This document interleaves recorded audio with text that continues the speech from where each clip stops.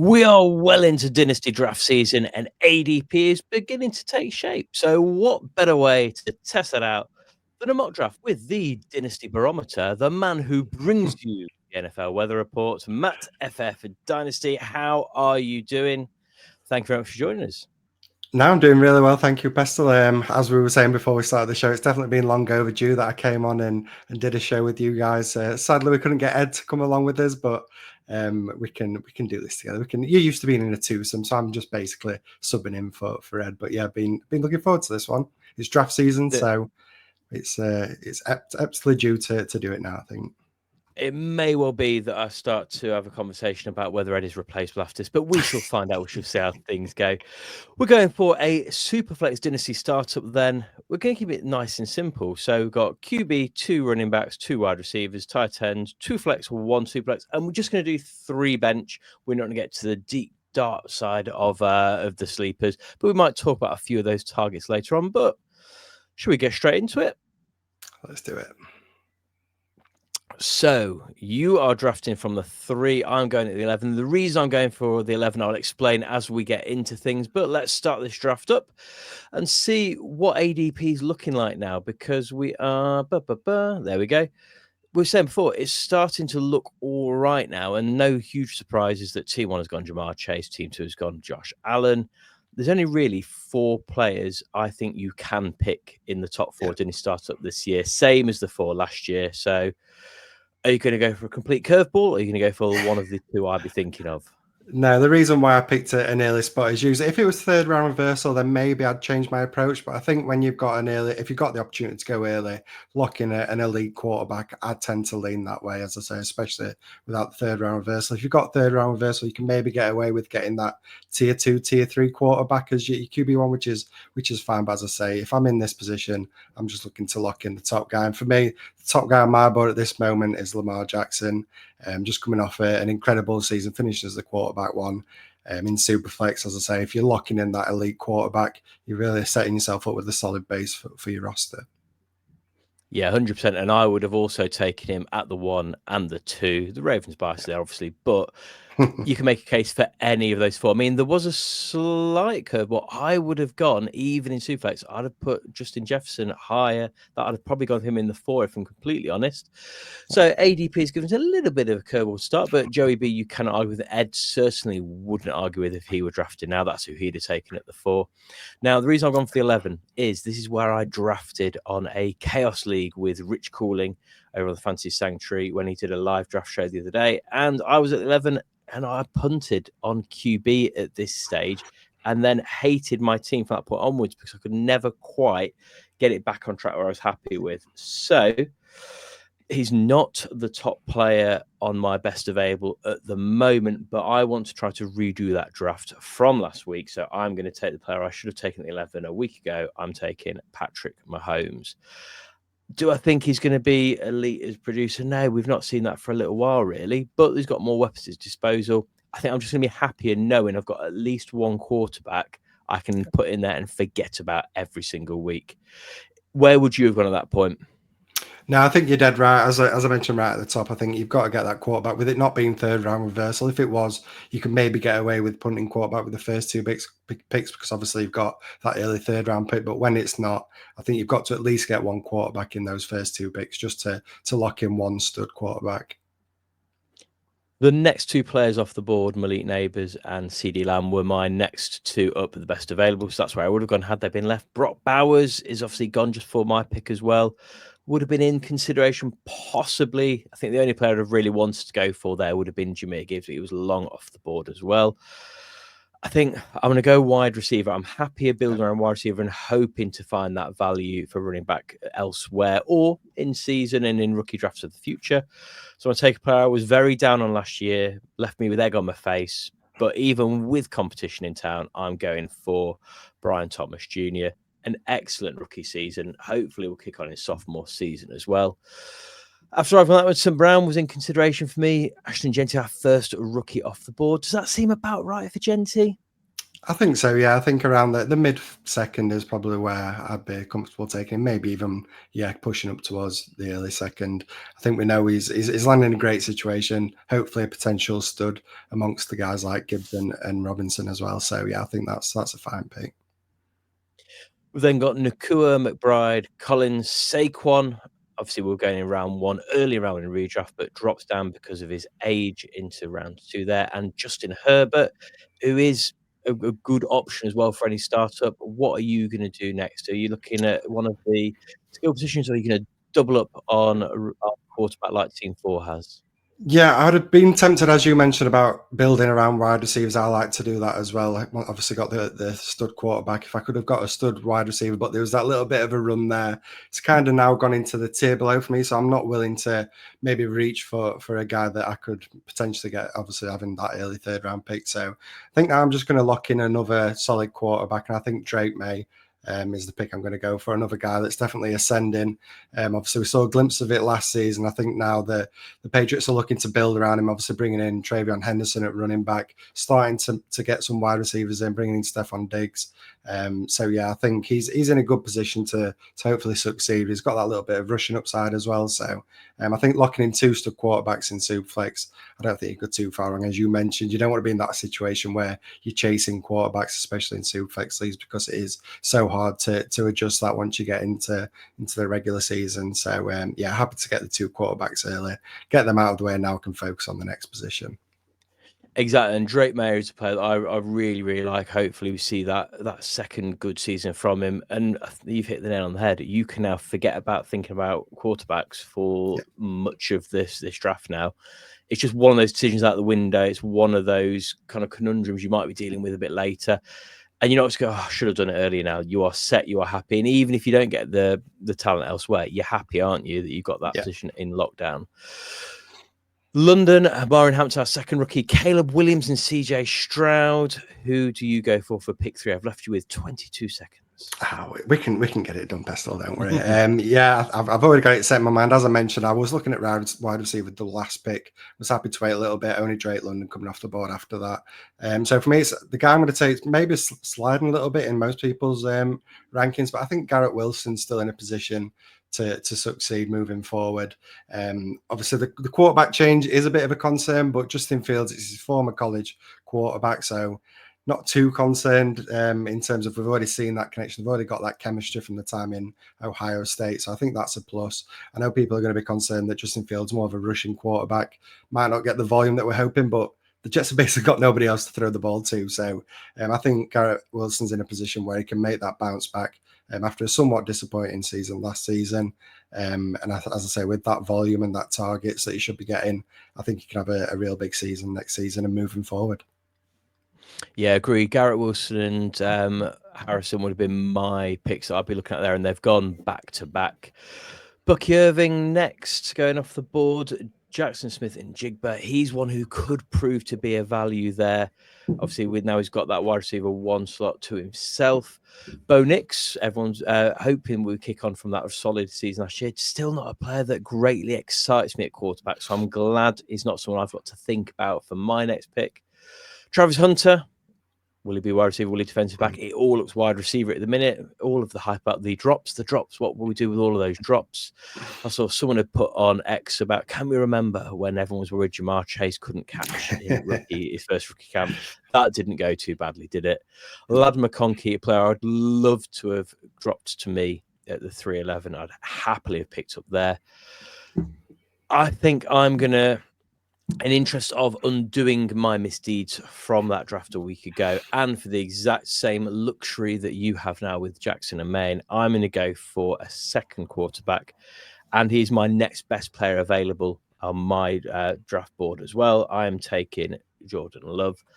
I don't think he's the exciting pick we maybe thought he might be at one point, but he is a good, solid fantasy quarterback, and I'm really happy that I've got 2 dependable quarterbacks there with solid floors and potential ceilings. Brown and McMillan off next. Before I lock in my 4th pick, though, I'd like to give us a quick plug for the TH Fantasy Football Bestball Bonanza 2025. Raise money for the Beast of Memory Cafe. We are up to just under 150 people signed up so far. We have just passed £6,000 raised all time for the Beast of Memory Cafe as well, and on our way to £1,500 this year. So please head down to the comments just below and get yourself signed up. And while you're down there, give us a like and a comment as well. Let us know how you think we're getting on with our draft and any picks that we have not done so well on. I would also like, quick whilst I'm plugging fancy charity Bestball leagues, a quick shout out to the JTT Cup, who are also putting their really up in what they would like to get as far as starts this season as well. This evening, as we are recording, have just started their quest to get 75 new people signed up for 2025. Matt Cullen, who organised the JT Cup along with his excellent team, do a fantastic job. Matt's always been a big supporter in helping us to get our competition up off the ground. So we are more than happy to give him a shout out. So please, after you sign up for us, sign up for the JT Cup as well. I will also put the link into the comments just below. Let's get back to drafting. I'm at this stage, I think I'm going to go for a running back at this point, and a running back that I am going to reach for. I've got two in contention. I've got Jonathan Taylor, who I think will be set for a bounce back season this year. And then I've got a rookie running back who I absolutely loved in the pre-draft process. The landing spot has filled me with joy as well. And what we're hearing about his pass catching ability in OTAs. I mean, if this goes wrong, I'll be devastated. I'm going to take TreVeyon Henderson. I think that is possibly a little bit earlier than I would usually go. But for Dynasty, I want to have players I really want in there for the years to come as well. So I'm happy to take Henderson there. Have I gone too early, or do you think that's about right? I don't think so. I think the potential upside that he's got, as you mentioned, with that pass catching ability, I think that's a fine pick to make. Young, we tend to crave these young running backs, don't we, in Dynasty? So I've got no issue with taking a guy there.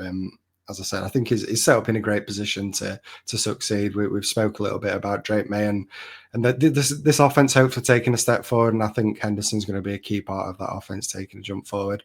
I don't think Ramondre Stevenson's completely. I don't think he's just going to step aside and let Henderson take over the full backfield, but with that pass catching upside and the ability to run the ball, I think it's going to be a case of pass catching running back in Henderson and Stevenson, but Henderson's got that ability to start taking over the backfield if Stevenson does struggle, because we saw it a little bit last season where he got that benching, didn't he? Kind of benching. Yeah. They said they benched him and then ended up having, I think, his best game of the season, but yeah, there's a little bit of question marks. So I think it's a great pick to make, and as you said, one of the top running backs out of this year's class.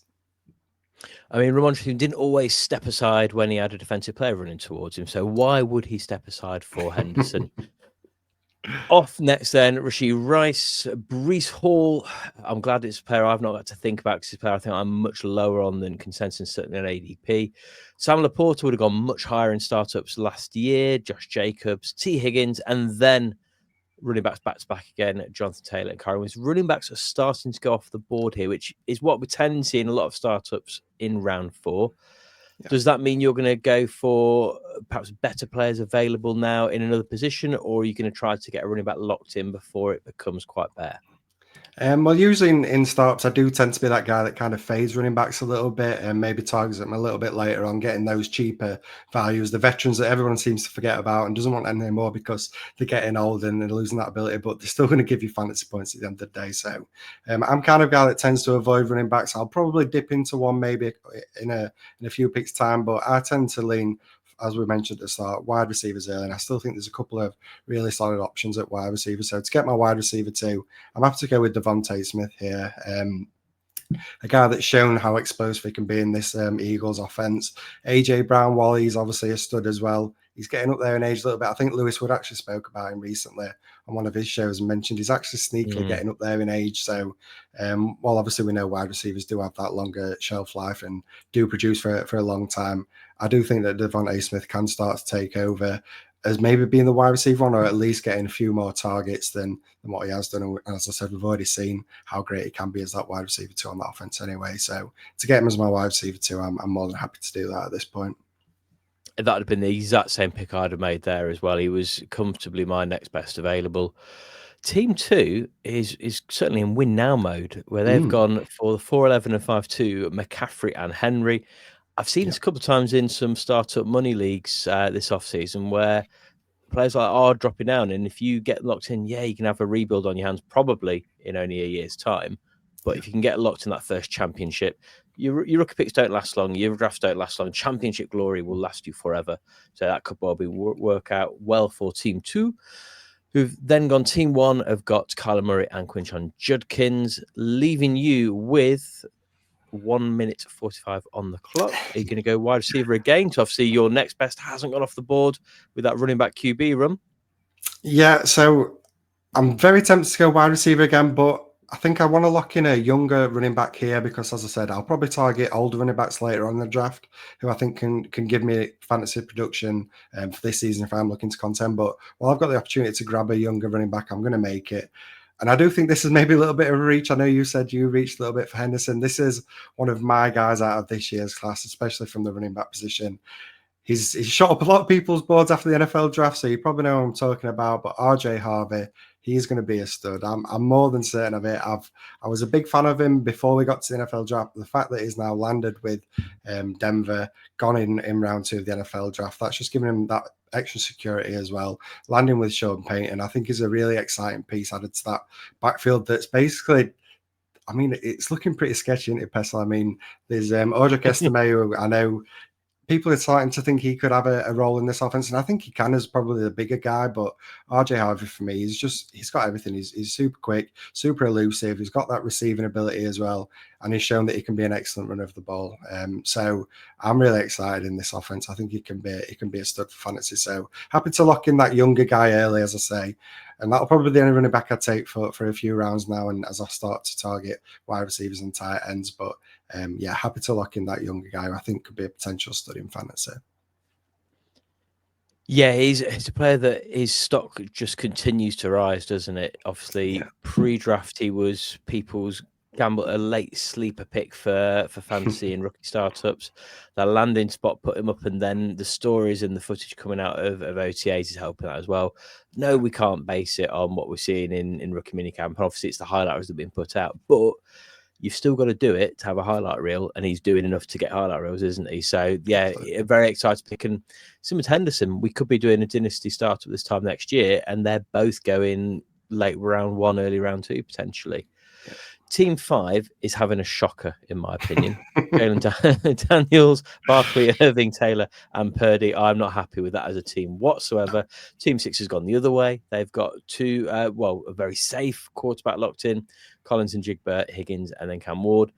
I'm feeling when I look down the board at the minute, I've got a little bit of a spread. I don't want to go tight end at this point. If I ever take my 2 quarterbacks early, I'll wait a little bit later for tight end. So I'm going to be going to wide receiver. And this is my next best available wide receiver on the board, and also gives me the joy of being able to cheer on a Raven in my roster as well. So I'm taking Zay Flowers.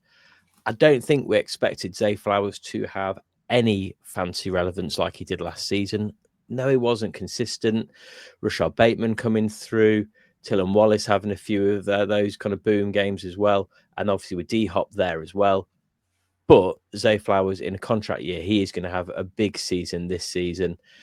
And he's just a player I love to cheer on. So I'm more than happy to have him on my roster here. I'm then looking at my next best available. I've got Jared Goff is next up. I'm not going to go for a third quarterback at all. And I've then got 4 wide receivers: DJ Moore, Jordan Addison, Jalen Waddle, and Chris Olave. And I feel I could probably throw a blanket over those 4 and be fairly content with it. DJ Moore does worry me. Competition for targets in Chicago, and we didn't see great fantasy production all last year. I think I'm going to roll the dice on Jalen Waddle and hope that he has that bigger season. Hope that the end of Tyreek Hill. None of us want to see that for fantasy, but he's got a route to being the wide receiver 1 in Miami, and he's got a route to solid production when Tua is on his game as well. After that, Terry McLaurin, who I wasn't looking towards, Mike Penix, Walker, Goff, Moore has gone late there, so I would have been safe to leave him there for the teams around me. Tyler Warren, very interesting. Not the rookie I would take off the board at tight end first, but you can't deny it's not a great option. Emeka Egbuka, and then back to you with your 2 quarterbacks, 2 wide receivers, 1 running back, and 2 minutes 30 to make your next decision.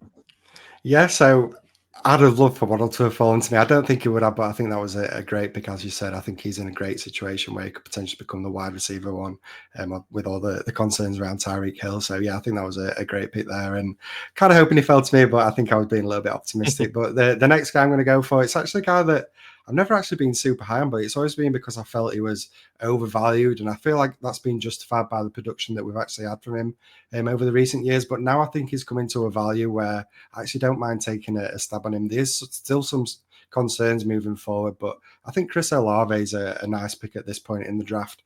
He's still at the moment locked in to be the wide receiver one over at the Saints. And obviously the quarterback situation is now going to be a big concern with Derek Carr moving on, but I do think he's got the talent. The problem has always been that I do think he's better fitted being the wide receiver 2 on an offense, and I know he's not going to get that, but as I said, I just think his value's now fallen to a point where I'm happy to take that shot. I mean, I'm getting him as my wide receiver 3. He was probably going around where Garrett Wilson was going a year or two ago, so I do think now he's becoming a bit of a value. And as I said, there's still a few concerns, the quarterback, the concussions as well, is obviously another thing that's starting to become a bit of a concern. But I think in terms of talent, I think he's a good pick to make in the 6th round. Yeah, I completely agree. And that's why I was considering him in the mix earlier on when I took Waddle as well. He's a player who's a bit of a buy now candidate for me as well, because you're exactly right. He's the route to his wide receiver want to see me. When you're getting him in round 6 and you're getting him as your flex play, that is an outstanding flex receiver to have on your roster. Yeah. And that is fair value at the minute, but he has a route to being much more. So yeah, I'd be more than happy with him there and would be looking to trade for him in some of my dynasty as well. Although I have him in most of my dynasty leagues because of my adoration for him previous years. Next, we have Caleb Johnson, Joe Mixon, 2 very interesting picks back to back there. Obviously, the young Caleb Johnson coming in to take over from Jaylen Warren, most likely in Pittsburgh, and Joe Mixon keeps going, but isn't got the same kind of excitement around him as other kind of older running backs at this stage. George Kittle, Tyreek Hill, and over to you for your 7th pick. Yeah, so with this one, I tend to not, when it comes to startups, I don't really like doing the whole trying to draft for needs. Obviously, you can make your moves after the draft. I usually try to look at value, but I feel like I'm going to get 2 birds with one stone with this one. I'm going to go to the tight end position. I'm going to take actually the guy who's my tight end 4 currently in my rankings. So getting a guy who's my tight end 4 this late in the draft feels good. But the thing is, I'm probably going to have to wait for the production, but I'm going for Colston Loveland. I was a huge fan of him coming into the NFL draft this year as a prospect. The fact that he was selected so early in the 1st round only emphasizes how excited I am. I think he is, for me, hands down the best receiving tight end in this year's rookie class. And I think he's going to be a stud for fantasy when he gets the opportunity. I know there's obviously concerns about the crowded receiving core that we've got over in Chicago, but all they're doing is trying to surround Caleb Williams to put him in the best situation to succeed, to be honest. And I think Colston Loveland's going to be the perfect safety valve for him. And I think he's going to be a great target for Williams as he's moving forward. So to get him, as I say, at this point in the draft, I'm probably going to go tight end later on to just get somebody that I can maybe start earlier in the season. But yeah, I think in obviously Dynasty, we're looking at a 2 to 3 year window. I think he's going to be a stud if he can establish himself as that target for Williams. So yeah, I'm happy to get him at this point in the draft. Yep, completely. I was really hoping he would fall down to me. I was being overly optimistic. He's the first tight end, and this is around the point I would only ever start considering taking a tight end, I think, unless Brock Bowers or Trevor Bauer dropped in a draft, but that just doesn't happen. So yeah, I'd be really, really happy with that pick.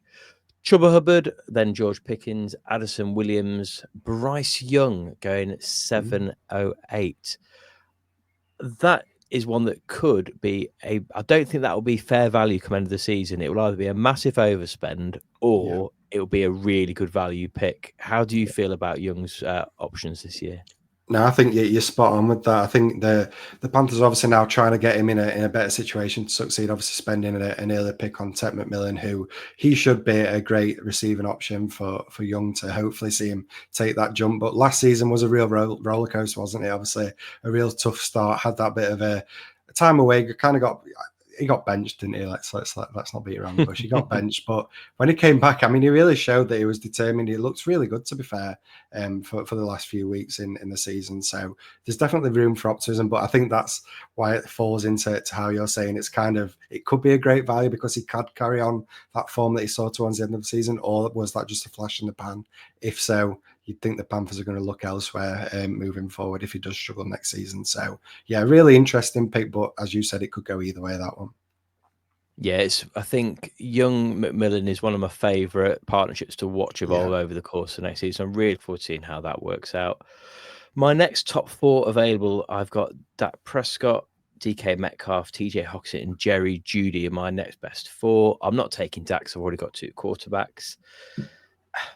I just don't really want DK Metcalf and Jerry Jeudy on my rosters. I don't like either of them as players, especially. I think I've always been a bit down on DK Metcalf, but I also really want a Steeler or a Brown. It's a horrible wide receiver quandary for me to be in. So I'm going to go down the middle. I'm going to take tight end at this stage. I'm going to take TJ Hockenson because I feel he could, still only 27. Obviously, he had a down season last season coming back from injury. I think he really could have a solid season here. And it's that cliche. Rookie's best friend is tight end. And he's going to have McCarthy coming in. Yes, his second year, he's a rookie for intents and purposes coming in. So he's going to need that there as well. Before we go into my next pick, please do subscribe, like, and share. And give us all of that support we've been getting over the last few weeks. We are creeping our way to 100 subscribers we're very happy with, and gradually building up as a show as well. So please do, if you enjoyed the show, tell your friends, share it on social media, and give us a subscribe as well. Next up is another player that I think is going to be another bit of reach for me. So what I'm looking at with my roster at the moment is we've only got 2 wide receivers in those 2 flex spots. So if I've taken another wide receiver, that's locking down my next flex spot most likely. Ideally, I'd like to be taking a running back here, but there is just nobody on my next best available that I'm particularly enamored with or want to take at this point. So I'm going to take a player that I've been very, very high on. I've, just before we came on air, been putting together a short to explain just why I think he's so wonderful. Ed has already got him earmarked as my guy for me over the course of the season. Will ridicule me if it goes wrong. But I'm going to take Ricky Pearsall. I think he is a player that I'm starting to see the negativity coming about Ricky Pearsall and why it's not going to work out well, which for me is the best indicator that it's probably going to go well, because there's been lots of positive talk about him having that route to being the wide receiver on his team. Obviously, Debo's gone. I like to start on the pup list. When he comes back, will he come back as we've seen previously? And yeah, I think he's got that route. I just don't think I've completely lost his name now. I'm going to go John Jennings. Okay, Jennings. There we go. Took me a while to find Jennings. I couldn't get Jenkins out of my head. He's not been the most reliable as well. Yes, he had that mega game of about 40 odd points last year and was everybody's waiver wire darling. But I see Ricky Pearsall has a route to success. And if not, he should at least be productive for me as my 4th wide receiver on my roster, I would hope. Alvin Kamara, we are at the end, but hope there's one more good season for him, and that is the gamble that Team 10 are taking. Same with Adams. I could say the exact same thing there. Dak Prescott, who was in contention with before. Jeudy and Evans off next before Higgins and Pacheco. What are you thinking next? Are there any running backs that tempt you at this stage, or like me, are you not particularly happy with what's on your board at the moment? To be honest, Pestle, I was kind of hoping that Dak would fall to me. I know, obviously, I've got the 2 quarterbacks, but I think in terms of value, as I said at the start, I kind of in startups look more at value rather than needs. You look at Dak Prescott and then you compare him to like the running backs who've just got Alvin Kamara. If you're in a SuperFlex league, you're not going to get Dak Prescott for Alvin Kamara. Let's be honest. So no, I think it's all about value for me. Like, so I would have liked him to have fallen to me just purely from a value sense, but with him gone now, we're kind of looking more at Jackson Dart, who's a younger guy but a bit of a question mark. Toure, who's obviously got the question marks, and they're like a tier or 2 below Dak Prescott for me. So I was going to look at Dak Prescott, but now he's gone. I'm looking elsewhere, and again, I'm tempted to go running back, but I still feel like there's a few wide receivers who I quite like. And as I said in Dynasty, I love to build around that wide receiver core, getting a really solid wide receivers. Because running backs, we know the volatility of the position, we know values that can jump up and down. You get a guy who falls down injured, you've lost all value. So whereas wide receivers a little bit more insulated in terms of their value. So for me, this is another guy, a rookie coming in. I'm kind of going quite young at this point in my team, but I feel like I'm getting good value again. As I said, this is a guy I really like. Trey Harris. I think, again, another guy who falls into a situation where he can really succeed. Obviously, landing with the Chargers. I know they've got Lab McConkey over there who looked brilliant as a rookie and kind of established himself as that Keenan Allen mold of wide receiver that Justin Herbert was looking for. So obviously he's going to get a fair share of his targets. But I think Trey Harris, he brings something different to this offense. I think he's really going to elevate Herbert as a quarterback. But it's, as I said, it's something that's been missing from the Chargers ever since, to be honest. Mike Williams is kind of very similar to his play style in the fact that he's going to give you those boom plays. He's that deep threat ability, big play guy. So I think he falls into a really good situation. Obviously landing with Harbaugh, who looks brilliant as the head coach last season with the Chargers. So yeah, I really like that pick. I think he could potentially turn into a stud in that offense alongside Lab McConkey as well. I don't think that it's going to be a case of, Lab McConkey is the only wide receiver you want in this offense. I think the offense is going to take a jump as a whole. So yeah, really like Trey Harris. Getting him as my wide receiver for, I'm more than happy with that. Yeah, I mean, that Chargers offense is one that you wanting to buy into to get some pieces of it. It's completely rejuvenated off season. Justin Herbert, massive winner of the free agency and rookie draft window. Just looking at our wide receiver situations, I think we're probably in similar situations for startup here. You've got Wilson, Smith, Olave, Harris. I have got Brian Thomas Jr., Flowers, Waddle, and Pearsall. Yeah, they're two wide receiver groups fancy that could be everything, but there's also this little question about each of those players as well. So you'd hope lower averages, at least some of it's going to work out, but there is a route there to a dominant wide receiver core fancy on both teams at the minute. Your next pick then? Yeah, so at this stage, I think now I've ignored running back for long enough. Obviously, I got RJ Harvey earlier on, but I kind of need to start filling that running back position. This is what I tend to do in startups. As I said, later on in the draft, I'll now start hitting running backs as much as possible where I think there's a player who can either give me options now or I think could develop into a start in the near future. So at this stage, it's probably not the best pick in terms of value because there are still some good wide receivers on the board, some nice tight ends. But for me, I think James Conner, I know he's getting up there in age. I know he's 30 years old, but you just look at the production that he's had over the recent seasons. Just last season finished as a top 12 running back. There's questions around the health. Can he stay healthy? As long as he stays healthy, he's going to give you fantasy points. So I'm happy to get him there as my RB2. As I said, getting him this late in the draft, 9th round, it's now getting to that stage where I'm just looking for guys who can give me production. I've obviously gone for the younger guys early, so now start looking for that production. I think he's a great fit alongside RJ Harvey. Got the younger guy, now got the more experienced guy who can give me fantasy points this season. Yeah, he would have been in my contention as well had he dropped any further down. We've had a tight end run after that. Kincaid, Andrews.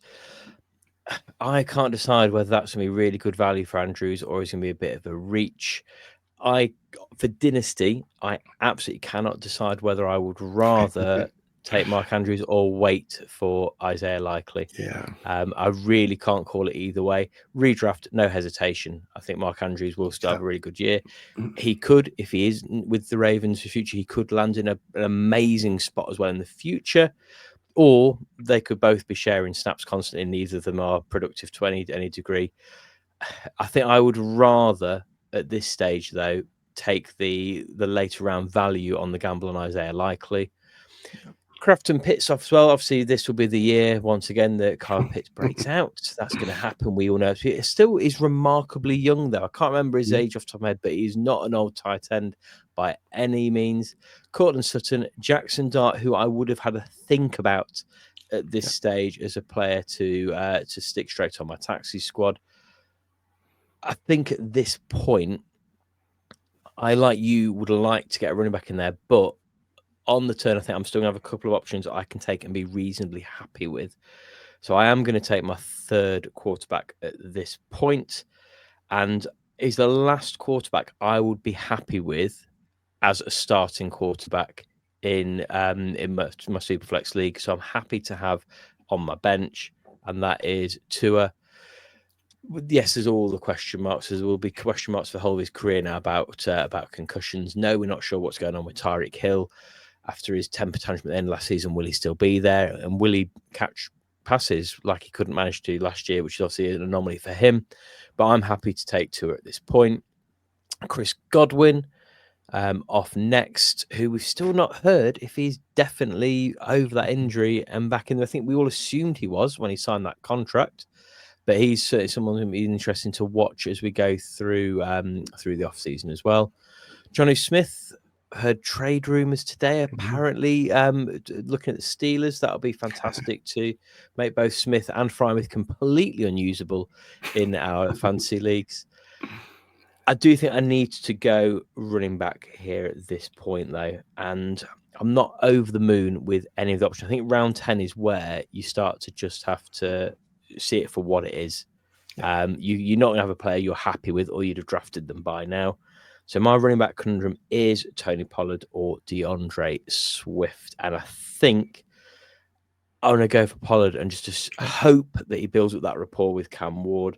So he is my RB2. And I'll be hoping to take a couple of dice rolls for my kind of bench running backs as well, with some players that might be able to usurp him quite quickly, or once again, he could be useful for me for at least year one. Next off, then we have Downs, Reed, and Pittman. Swift goes a little bit later, and Tracy, who was my next up in the running back contention. David Njoku, Team 4 have doubled up on tight ends. Are you going to double up at tight ends, or are you going to look for another running back for some value at this point, or elsewhere on your roster?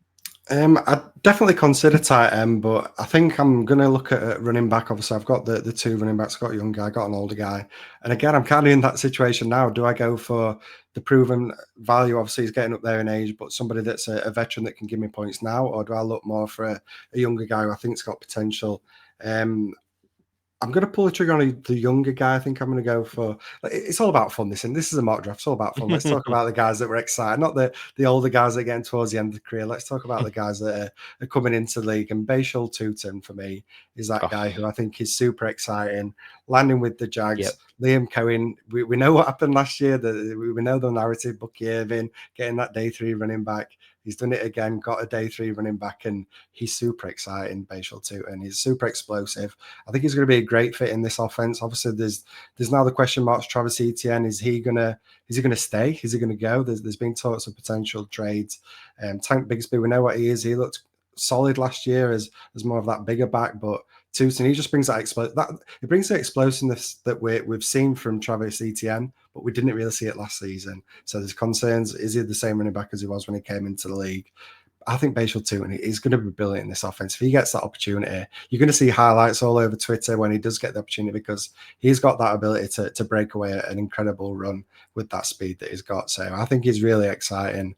And as I say, I'm just taking now shots at people that I think can gain in value. If we hear week 1, Bhayshul Tuten's got the opportunity and he breaks off a couple of big runs, there's no way you're going to get him in the 10th round of startups. If you do a startup, then he's going to rise up board. So it's just a case of me taking a shot at somebody that I can think can get a big boost in value if he gets the opportunity. And it was the exact shot I was lining up in my sights had he slipped all the way back down the board, but it wasn't going to happen. Yeah, for all the reasons you said, that's a really, really solid pick. And like I say, I can see a very clear path to that being a massive value pick by this time next year. Yeah. Next up, then we have Coleman, Beck, Benson, and Deebo Samuel. 2 picks remaining. So we're now onto our bench. So, Besh, this was your first bench pick. Who are you going to go for to bolster your reinforcements next? Yeah, I think you made the right move. Obviously, when you took 2 getting that QB3, I think you probably need to start doing that at this point in the draft or early as you did. I think you as I said, in Superflex, it's so hard to make moves for quarterbacks if you don't have that quarterback on your roster.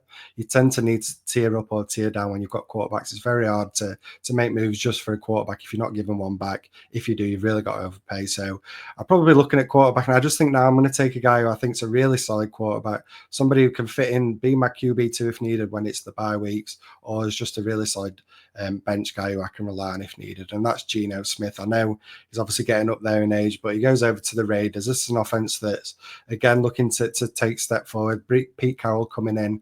They've obviously got Brock Bowers, one of the best tight ends in the league, a young tight end. They've obviously brought in Ashton Ginty as well at running back. He's going to be able to catch passes, but he's also an incredible running back that's going to keep opposing defenses honest. I just think Geno Smith's in a really good situation to succeed. As I said, I know he's getting up there in age, but in Superflex, you've got to have 3 quarterbacks because, as I said, you've either got to use him to make trades in terms of tearing up in future, or just to have somebody when it comes to bye week. So getting Geno Smith at this stage in the draft as my QB3, I think that's a really solid pickup as somebody that's dependable that you can rely on if needed. Yeah, and looking at the quarterbacks that are available after that, we've got Darnold, Richardson, Stafford, Milrose that they're lurking next up in the ADP as well. You're starting to run out of players that you have that confidence to plug in, aren't you? So that's probably the last option there to feel happy about your 3 quarterbacks. Really, look at my roster. If we were genuinely only having a very small bench, I would really need to be thinking running back at this point. But I'm looking at my running backs I've got up, and just none of them appeal to me greatly. What Jalen Warren, Ramondre Stevenson, Tank Bigsby. So I'm not hugely excited by any of those options at the moment. So, I mean, I am struggling as I'm going on board now, but I'm going to have to go for. Do you know what? I have stayed on this hill for the last few years just because Caleb Johnson is obviously going to be the player that is the lead back in Pittsburgh this year. I'm going to go one more time. And the year that I'm out on Jalen Warren, I'll assume that is the year that he makes it. I'm going to take Jalen Warren as my final running back of this draft. And then for the last pick, I'm going to take a leaf out of your book. I'm going to go for that fun player that I'm excited to see. I want to have on my roster. And that is going to be Mr. Kyle Williams, who is found his way to New England. He is the exact sort of wide receiver that we may hear next to nothing about from a fantasy point of view after dynasty drafts are over and he filters into obscurity. I just don't see it happening. Is a talented receiver. He's landed in a brilliant situation to hopefully build that relationship with Drake May. A little bit of competition, nothing that particularly alarms you. So he has a route to being that receiver on his team. I mean, say nothing. There's obviously Diggs, but will he be on a boat? Will he be in New England? We shall see what he is doing come the season. And if he indeed passes any testing he's required to do from a medical point of view heading into the season. But yeah, I'm going to go for Kyle Williams there. I think he's just a player I'm excited to see and be a player that I would love to have picked up on my dynasty roster. So when people start ferreting about to see where he is and if he's slipped down to waivers, they say, oh, no, he's not. He has been drafted and he's in a starting lineup. Where do you want to go for your final pick of our draft? Well, I'd love to have gone for Evan Ingram. I think he would have been a great player to partner with Colston Loveland. I think, as I said, with Denver going to that exciting offense with Sean Payton, he would have been great to tie alongside Colston Loveland, having somebody that can give me those points early. But sadly, got sniped on him a little bit. So I would probably be looking at Titans. I think there's still a couple that are interesting. Terrence Ferguson, obviously, another rookie that's come into the league, but there's a lot of hype building around him if he can supplant Tyler Higbee over there with the Rams. But with the build that I've got right now, I'd be looking for more of a veteran guy. We've just spoke about him briefly when we spoke about Kyle Pitts and with Jonnu Smith and potentially going over to the Steelers. But I think Pat Freiermuth, if they avoid going for another tight end, I think he's in a position where he can really bounce back. We saw a little bit of the bounce back last year. Obviously, he was injured in 2023, 2024, started to make that jump. But now in 2025, I know that, again, it's the quarterback situation. Who knows what that's going to look like? It feels to me like it's going to be Aaron Rodgers. I feel like that's the rumblings that tend to be leaning. And I know he's getting up there in age, but I think there's an opportunity there. The Steelers obviously making a big moves in terms of the wide receivers. George Pickens going over to the Cowboys, bringing in DK Metcalf. I just think he's just a really solid tight end who somebody that I can plug in if needed with Colston Loveland. The long-term vision is obviously Colston Loveland, but just being able to get that tight end too that I can use early on in the season And in future seasons as well. I don't think it's just a case of he's just going to do for this year. I think he is somebody that's going to stay in the league and could be a really solid. He's only a tight end too. I don't think he's got the ceiling of some of the other guys. Like I said, and Evan Ingram, he's the one that's got that ceiling who can jump into being a tight end one. So maybe it's a little bit of just a retaliation to the fact I got sniped. I'm taking whatever tight end comes next because I wanted to go with Evan Ingram. But I still think Pat Frymove's a fair move at this stage. Yeah, for the exact reason you said when you took Loveland about wanting someone to kind of tide you by, Ingram would have been absolutely perfect for that. And then some, to be honest. He'd have been a great option there. Looking at tight ends then, so when I had TJ Hockenson, when I would start to think about who I might want to take later, I mean, Isaiah Likely was someone who was in contention for me to think of my backup to Hockenson. He obviously went one pick before I went with Warren. And the player that I was ready to talk about, hoping he would slip out of that last round there, Mason Taylor is guaranteed solid gold, my guy for me this season. Loved him pre-draft, landing spot. How many tight ends land straight into being the clear one on their roster? And that's what Mason Taylor's done. So that's looking really, really solid for him. So yeah, he'd be a player I'd love to have taken as well. And then Cade Otton, I think after Otton, it starts to get a little bit grim then looking at other tight ends. So were we taking this draft's conclusion, I would really need to hope that Hockenson was the real deal because I would not have a great deal on my bench to back him up. We've done then our full roster of quarterback, 2 running backs, 2 wide receivers, tight end, 2 flex, 1 super flex, and then our 3 bench. How are you feeling about your team at the moment? Yeah, well, I think it's really solid. A good balance. I think that's what I tend to look for in Dynasty when doing my startups. Getting the solid quarterbacks at the start, then wide receivers, starting to go for them top guys early. And then, as I said, later on in the drafts, when I start looking at the more veteran running backs who I think can come in and be that solid starter for me early, but I've still got the younger guys like the RJ Harveys, the Tutens that I picked up. So overall, yeah, really happy with the balance that I've got there. Maybe reached a little bit on Pat Frymove if that was a bit of a panic move, I think, after the Evan Ingram snipe. But that's what happens in startups. I mean, that's the joys that you go through when you do startups. You get sniped and it kind of flutters you a little bit. But yeah, overall, I think it's a startup. It's very much a me startup. I think definitely the kind of moves I'd look to make, getting wide receivers early and getting that solid base at a quarterback. Yeah, I'm much happier with this draft than the one that I drafted a week ago with Rich. Far, far happier. This is I don't think it took much by the sounds of it, Bestball. Oh, it was honestly, I was so sad. But I think the one thing is, if I had, instead of Jalen Warren, got Bhayshul Tuten, I'd have been really, really happy with what I've got so far. Yeah.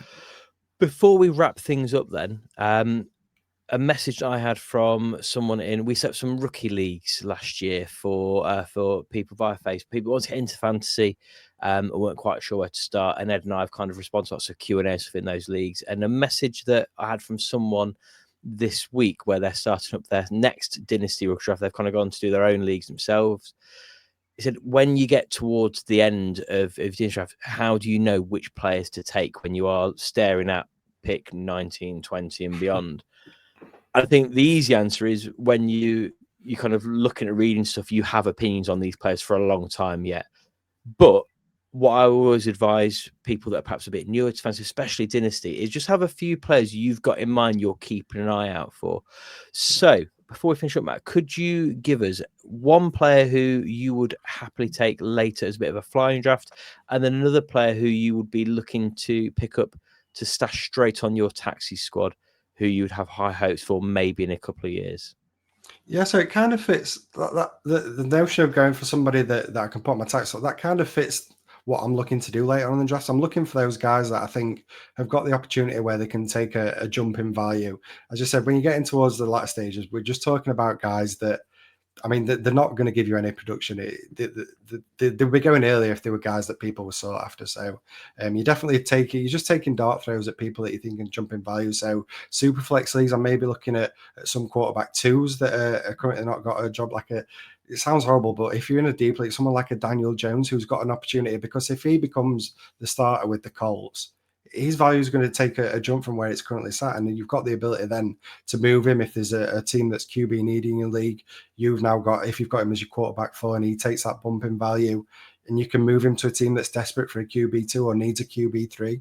You're just getting that value out. I'm always looking for players that I think can get into a situation where they can take a jump in value. That tends to be what I go for later on in drafts. And for that reason, it's probably why I don't really look at wide receivers, because it's such a big pool. There's obviously, most NFL teams have 3 wide receivers that are all solid. It's very hard for you to gain value with these later guys. If you're picking up a wide receiver 3 on a team, it's very, very rare that you can see them take that jump in value and start to repay you, getting him so late in your rookie, so late in your startup drafts that you can then move him on for a profit. So I tend to not really look at wide receiving. It's probably why I go the way that I go in terms of my startups, going wide receivers early and then look at running backs later on, because you're then getting the cheaper running backs who are got more of an opportunity to find themselves being the starter in the NFL.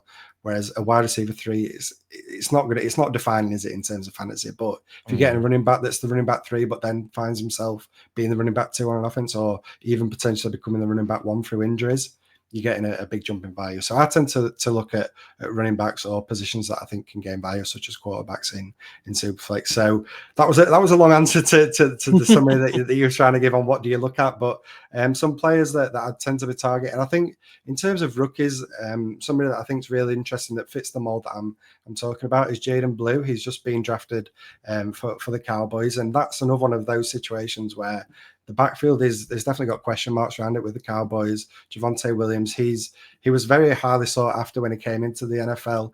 He looked solid at the start, but then the injuries kind of derailed everything, and he's not looked the same player since. And obviously the Broncos have let him go. He goes over to the Cowboys, but to me, that's an opportunity for a running back to take over a backfield with him being the starter. And I think Jaden Blue going over to the Cowboys, he brings something completely different. He's that more explosive running back. And I actually put a tweet out about it a few weeks ago.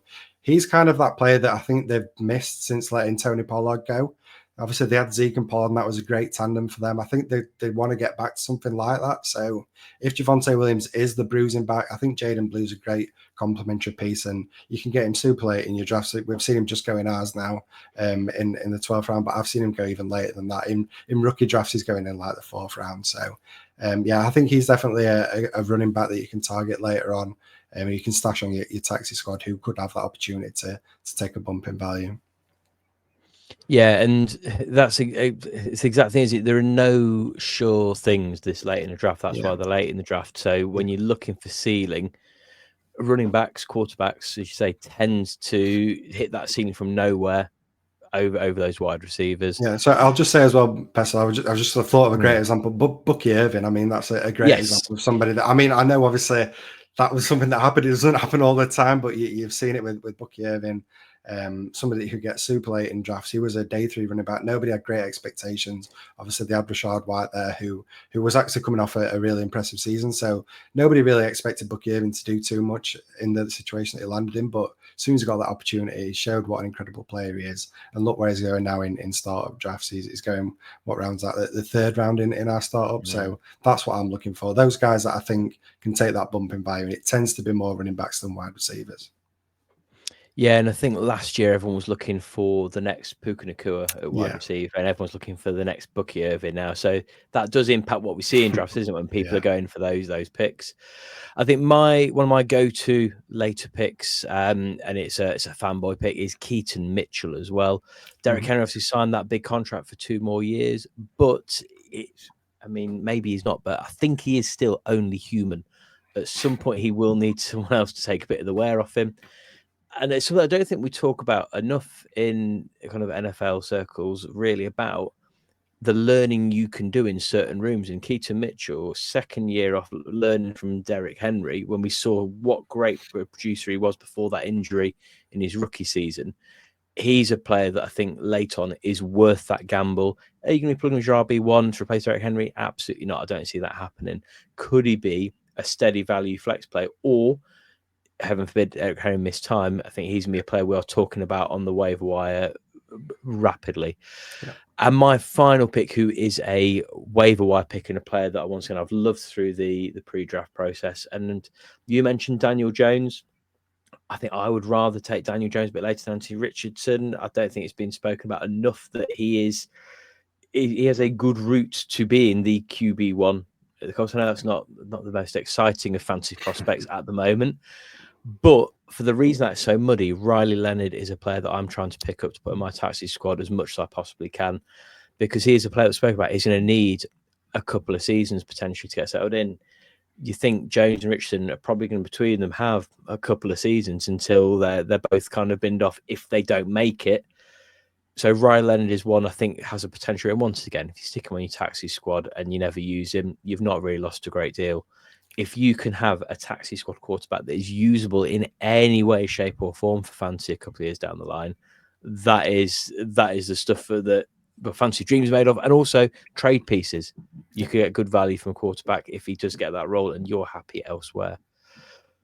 Well, Matt, I think we have said all the things we need to say about our SuperFlex Dynasty Startup Draft. For those still watching, where can they find you and your content, and what can they expect to find from what you're putting out at the moment? Yeah, so you can find me over on Twitter or X, whatever we're calling it nowadays, at MattFFDynasty.